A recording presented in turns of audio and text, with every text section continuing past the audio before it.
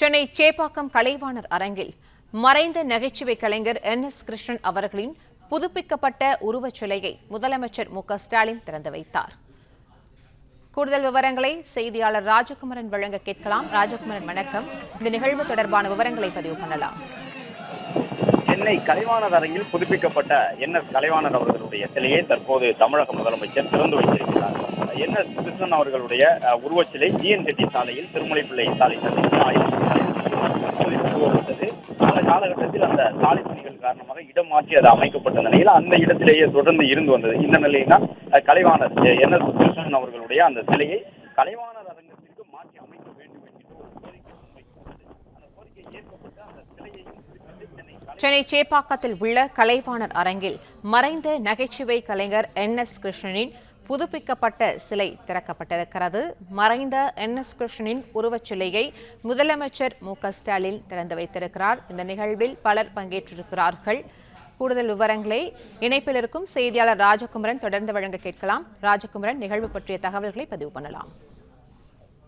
சென்னை கலைவாணர் அரங்கத்தில் தற்பொழுது கலைவாணர் என்.எஸ். கிருஷ்ணன் அவர்களுடைய சிலையை தமிழக முதலமைச்சர் புதுப்பிக்கப்பட்ட சிலையை திறந்து வைத்திருக்கின்றார். ஏற்கனவே 1999 இந்த சிலை நிறுவப்பட்டு என்.எஸ்.கே. சாலையில் வைக்கப்பட்டிருந்தது. அதன் பிறகு அந்த சாலை பணிகள் காரணமாக சிலை மாற்று இடத்தில் வைக்கப்பட்டிருந்த நிலையில் சிலையை புதுப்பிப்பதற்கான பணிகள் நடைபெற்று முடிந்திருந்தன. அந்த அடிப்படையில் அவருடைய குடும்பத்தவரின் கோரிக்கையை ஏற்று அந்த சிலை 50 லட்சம் மதிப்பில் புதுப்பிக்கப்பட்டு சென்னை கலைவாணர் அரங்கத்தில் வைக்கப்பட்டிருக்கின்றது. தற்பொழுது புதுப்பிக்கப்பட்ட அந்த சிலையை தமிழக முதலமைச்சர் திறந்து வைத்திருக்கின்றார்.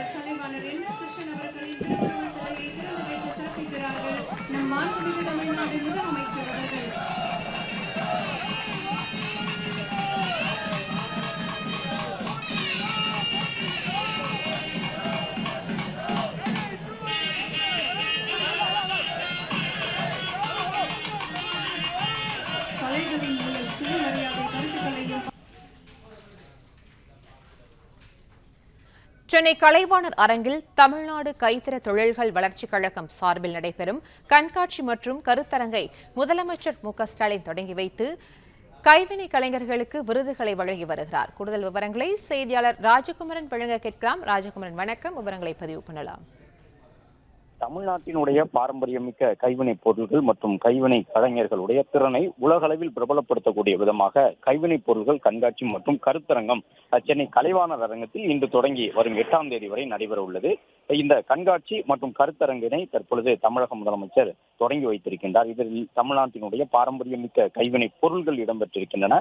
கைவினை கலைஞர்களுடைய பல்வேறு தொழில்நுட்பங்கள் சார்ந்த திறனை உலகளவில் பிரபலப்படுத்தக்கூடிய வகையிலான பொருள்களும் இந்த கண்காட்சியில் இடம்பெற்றிருக்கின்றன. அவற்றை எல்லாம் திறந்து வைத்து தற்போது தமிழக முதலமைச்சர் பார்வையிட்டு வருகின்றார். அது மட்டுமல்லாமல் கைவினை தொழிலுக்காக தங்களுடைய வாழ்க்கையை அர்ப்பணித்துக் கொண்ட 65 வயதுக்கு மேற்பட்ட 10 சிறந்த கைவினை கலைஞர்களுக்கு வாழும் கைவினை பொக்கிஷம் என்கின்ற விருதினையும் கைத்திற தொழிலில் பங்களிப்பு, அபிவிருத்தி மற்றும் படைப்புகள் உள்ளிட்டவற்றிலே சிறந்த 10 கைவினை கலைஞர்களுக்கு பூம்புகார் மாநில விருதுகளையும் இன்னும் சற்று நேரத்தில் தமிழக முதலமைச்சர் வழங்க இருக்கின்றார்.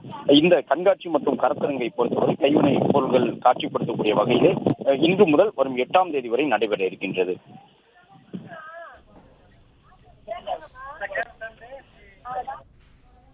பிளே ஸ்டோர் மற்றும் ஆப் ஸ்டோரில் இருந்து பாலிமர் செயலியை QR கோடு மூலம் பதிவிறக்கம் செய்யுங்கள்.